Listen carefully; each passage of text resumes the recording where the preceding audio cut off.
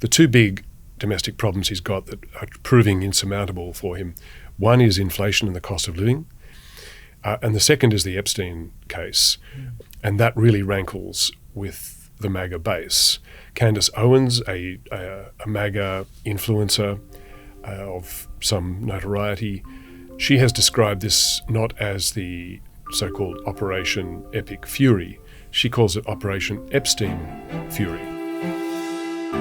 Only 6 days since the United States and Israel began bombing Iran, the destruction is mounting. More than 800 people have been killed, including Iranian schoolchildren and American service members. What will it take to stop this war, and what might compel Donald Trump to end it, if he can? Today, international and political editor Peter Hartcher on Trump's tactics and how his MAGA base is responding. It's been a few days since we last spoke about Iran, so can you briefly just take us through how far the chaos and violence has spread since the war began over the weekend? Well, after decapitating the regime in Iran, the Americans and Israelis have continued to bombard Iranian targets.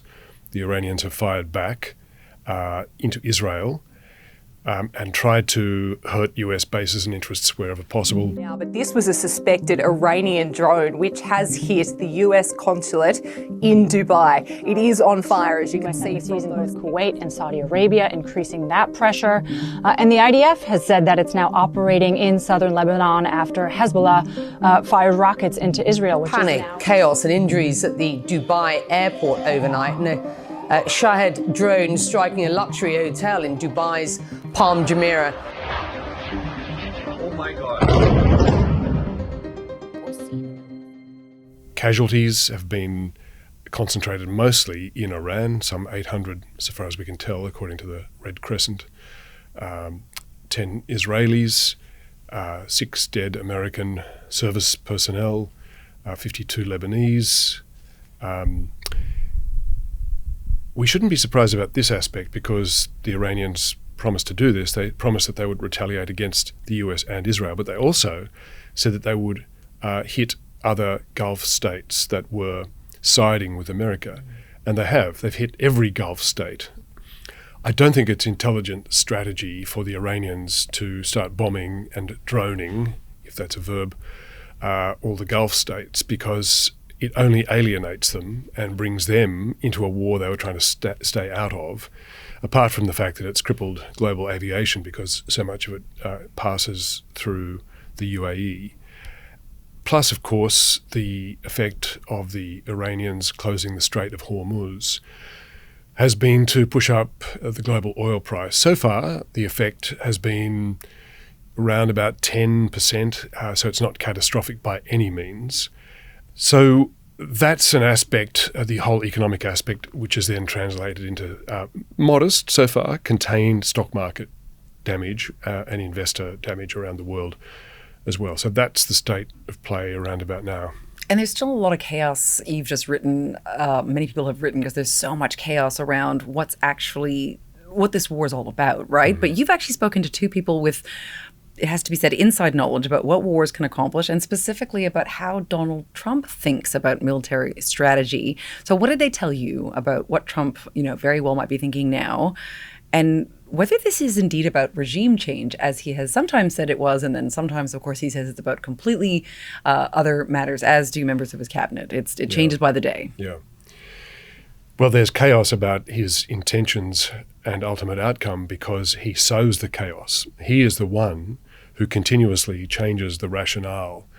On Saturday, he told the Washington Post, "I only want freedom for the Iranian people." Right. He said that's the only thing he wants. Finally, to the great, proud people of Iran, I say tonight that the hour of your freedom is at hand. Stay sheltered. Don't leave your home. It's very dangerous outside. Bombs will be dropping everywhere. When we are finished, take over your government. It will be yours to take. But on other occasions, he said he wanted to preempt an Iranian strike on the US or Israel. He said he wanted to prevent the proliferation of nuclear technology and fuel beyond This was Iran. our last best chance to strike what we're doing right now, and eliminate the intolerable threats posed by this sick and sinister regime. He wanted to change the regime in Iran. He wanted to replace the head of the regime in Iran. This is why there's so much confusion.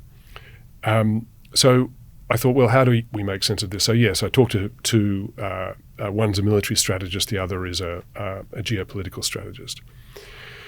The geopolitical strategist was John Bolton, who was Donald Trump's national security advisor for a year and a half in Trump's first term.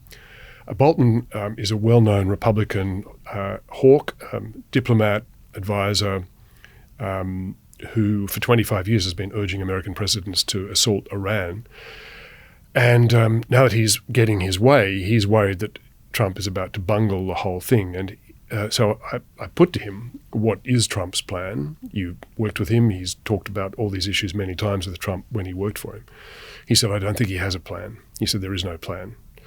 And evidence for that partly is the continuously changing rationales that Trump offers.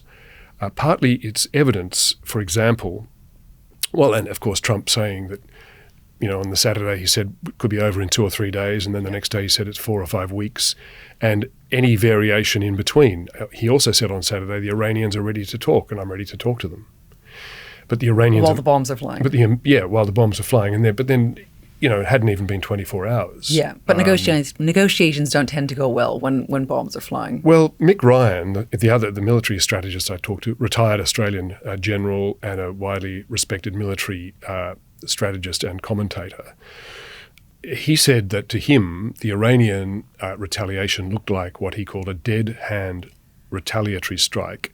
That is, and this was a doctrine that was adopted during the Cold War in the event of a nuclear strike that wipes out the leadership. There is a pre-programmed retaliatory set of strikes that proceed almost automatically and it's called dead hand because the leader is dead. And so a preset series of retaliations occurs. And he said that's what this pattern of Iranian retaliation looks like. He said there's no point talking to the Iranians while that's going on. And he said there's certainly no point sitting down with them and they're talking to you about their intentions and there's missiles screaming overhead. So this is the array of Trump rationales, Trump timetables, all conflicting with each other.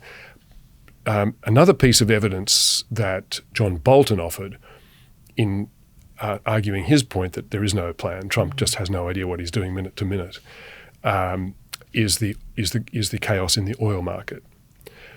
Bolton said to me, and I didn't have space to use this in my column, but he said to me that all of the endangerment to oil facilities and to oil transiting through the Strait of Hormuz was entirely predictable, had been anticipated and war-gamed by the US military in all sorts of scenarios for decades, and should not have come as a surprise to anybody.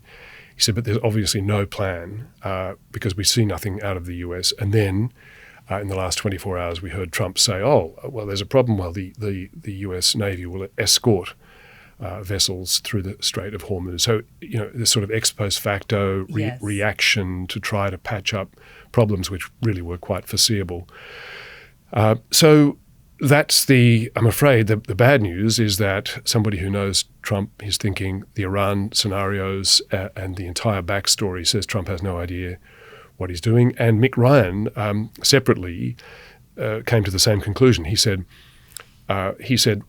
the initial military phase, which was led by the Israelis and followed by the Americans, he said was exquisite. As a professional military planner, he said, I would call that exquisite in its precision and timing and effect. Yeah, the military intelligence that obviously they acquired in order to know where all those leaders were going to be. Yes. Yeah, it was incredible in that sense. Yes. So, the Israelis have long had a global comparative advantage, shall we call it, with intelligence. The Americans have long had a global comparative advantage with delivering large quantities of firepower. The two came together with great effect in the first 24 hours. Mick Ryan gave them credit. She said that was exquisite. He said, but the question is what comes next? And that's the hard part. He said there's no evidence of a plan. He said the important part now, and this is a military man, a career, army officer here speaking, he said the critical part is the politics, the economics and the society. There is nothing happening there. the administration isn't briefing the Congress. Nobody's talking about it. So that was the conclusion of those two professional strategists. Well, I wanted to ask you there about geopolitics, Peter, because, and especially with what you just said about the Straits of Hormuz and how it could have been foreseen that the Iranians were going to shut this off as a way of obviously retaliating, because some analysts are actually saying that actually Trump's desire in starting this war, obviously in along with the Israelis, was to starve China of the cheap oil that it gets from Iran, that this was a geopolitical strategy to shore up America's global supremacy. Because so much of China's economy, relies on the crude that it gets from Iran. Something like 14% of its seaborne crude comes from Iran. Do you think there's any credibility to that? Or is that just giving Trump way too much credit that he would have had this geopolitical strategy? Yes.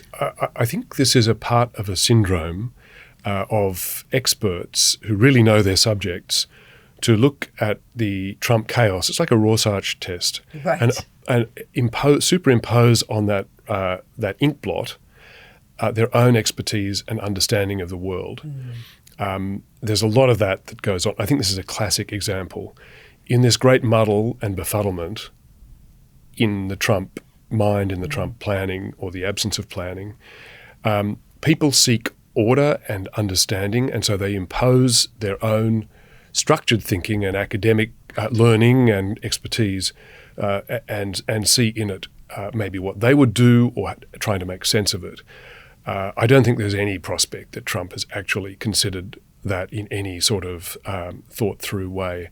Everything he does, whether it's tariffs, missiles, you name it, is ad hoc. And all that's done, if you think about China and oil, Trump is trying to discourage countries from using Russian oil because the US and others have sanctions on Russian oil to punish them for their invasion of Ukraine. But by creating a shortage and a price hike of oil coming out of the Persian Gulf, that is just pushing China and India into buying more Russian oil. Now, this is a great gift to the Kremlin. This is a great gift to the Russian war machine. Dmitry Peskov, who's the chief spokesperson for Vladimir Putin in the Kremlin, was gloating on social media, $100 a barrel of oil, here we come. Wow. Okay. Now, you've also written about, because obviously this comes in the context in terms of American politics, of course, previous failed invasions of other countries. And you've written about the enormous cost. I mean, even financially alone, you wrote that Brown University calculates that they've cost U.S. $5.8 trillion. So I'm thinking about not just the cost, of course, that's probably the least concern at the moment for most people in terms of what's going to happen with this war, but what kind of chaos do you think this could still unleash? I was thinking about something that I heard Thomas Friedman say the other day. You've quoted him before, he's the Pulitzer Prize winning political writer, and he said just the other day on what's happening in Iran, the opposite of autocracy isn't democracy, it's chaos. So we've seen what happens when the US invades, say, Iraq or Afghanistan or Libya, and often far worse regimes either come about or it's just absolute chaos. So what do you think, Peter? Well, it was the US-led invasion of Afghanistan and then Iraq, the futility, the failures, and the enormous cost that turned the US as a whole, as a polity, against the use of warfare where it's avoidable. That's why Barack Obama used to say, I'm the president who ends wars, as a contrast with Bush and his predecessors. That's why Donald Trump, in his inaugural, said, I'm not going to start any wars, I'm going to end wars. He's called himself the president for peace. Obviously, he's changed his mind about that. That is because the costs have been so horrendous. Afghanistan, the US was there for 20 years, and the Taliban is back in control. So what was the point of the bloodshed? What was the point of the cost, of the chaos, the wounded veterans who are still suffering from amputations, PTSD and all the rest of it? Then there was Iraq, where, again, a tremendous initial bombardment followed by a series of half-assed, half-conceived, badly executed plans resulted in 8 years of losses. The US leaves as a consequence, an unintended consequence of the US-led combat. We see ISIS take over a large chunk of the country, form a caliphate and start exporting terrorism. With that sort of a history of strategy and failure to plan, it's no surprise that there is great skepticism about what the US strategy is next. But it is a surprise that at the failure of any evidence of real strategy. Mind you, if Trump does succeed with the Israelis in removing this regime, if they can somehow engineer a more benign and reasonable, responsible government, Donald Trump will be hailed as a great hero. It's still possible. That part of the difficulty with these sort of events with wars is that anything is possible. Well, I guess let's talk about that then, the prospect for regime change, because we know that the Trump administration has actively undermined any opposition that could rise up against the Islamic Republic, right? Like Trump has taken money away from Iranian human rights monitoring groups. And Kari Lake, who's a MAGA superstar within Trump's camp, she's cut funding to the Open Technology Fund Agency, which is dedicated to providing virtual private networks and satellite access to Iranians. We also know the Voice of America, which was a local radio station in Persian language, which could give Iranians access to non-propaganda, essentially, to information. That's been cut back. So I guess, isn't it quite a leap, I guess, to think that there could be regime change here? Or am I just being pessimistic? Well, the Ayatollahs have been, as far as we can tell, very successful in destroying and splintering any potential opposition.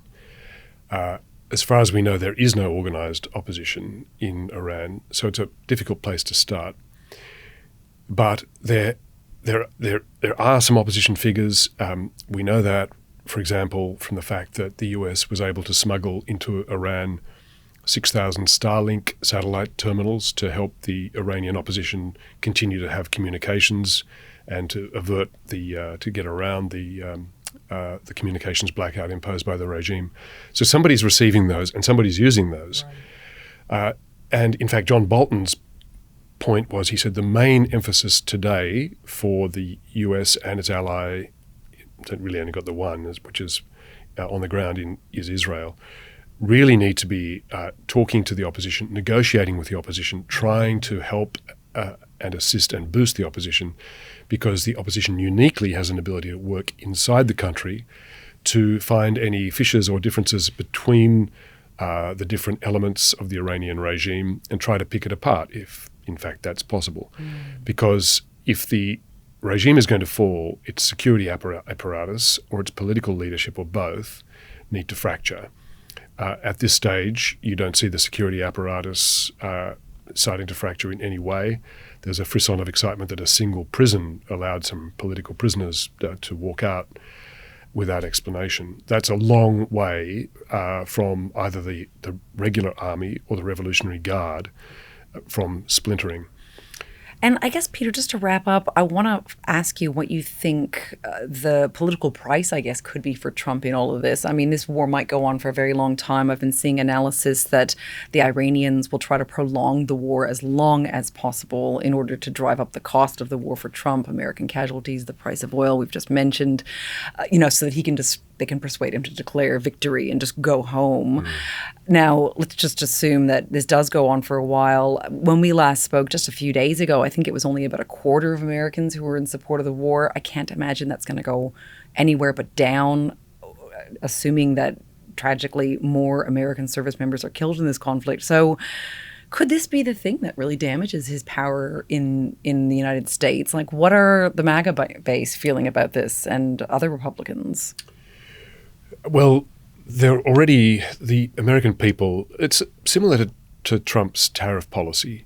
That was essentially imposing a cost on American consumers to pay more for their goods so that Trump could use the fiscal space that created to give a tax cut to the rich. So it's a direct transfer of wealth from American consumers to wealthy taxpayers. With this one, what you see with the inflationary effect taking effect through the price of oil and LNG, but also will flow onto the price of plastics, polyesters and others as well. What you're going to see there is, again, an inflationary increase, which is a direct transfer of wealth away from the American consumer. That can't help Trump's domestic standing. The two big domestic problems he's got that are proving insurmountable for him, one is inflation and the cost of living. That's the number one concern for most Americans, and he's been unable to do anything concrete about that except to try and talk it down, which doesn't work. And the second is the Epstein case. Again, it just doesn't go away, and he's mishandled that pretty horribly. And that really rankles with the MAGA base. Candace Owens, a MAGA influencer of some notoriety, she has described this not as the so-called Operation Epic Fury. She calls it Operation Epstein Fury, on the basis that it's a Trump attempt to deflect and distract from his problem with the Epstein files and the ructions that's created within the MAGA base. So the MAGA base is splintering on this. The entire American population is paying the price again for Trump policy. The longer this goes, as you say, the more likely that price will go up for the American public, not to mention the taxpayer cost of the actual waging of the war. And also, I would suggest those who join the American military are disproportionately from lower socioeconomic backgrounds. So there's going to be young soldiers who are often not well off, and I wonder how that will play with Trump's base as well. Well, again, this sort of sheltering the elite, and then the sort of less well off paying in every way. Well, this is a common syndrome with militaries everywhere, and especially with the U.S. military in the recent deployments we've seen in this century. It would be completely politically suicidal for Trump to put ground forces into Iran, because that would guarantee a large number of American troops being killed, which would indeed inflame opinion. Opinion is not with Trump on this. It would turn savagely against him. So it's if he succeeds, as I said, if he succeeds, he'll be hailed as a hero, and that might get him a few brownie points. But it's hard to see this as a big domestic political winner, particularly the longer it goes on and the higher those costs run. Well, we're lucky that you are commentating in this space. So thank you so much, Peter. Always a pleasure to chat to you, Samantha.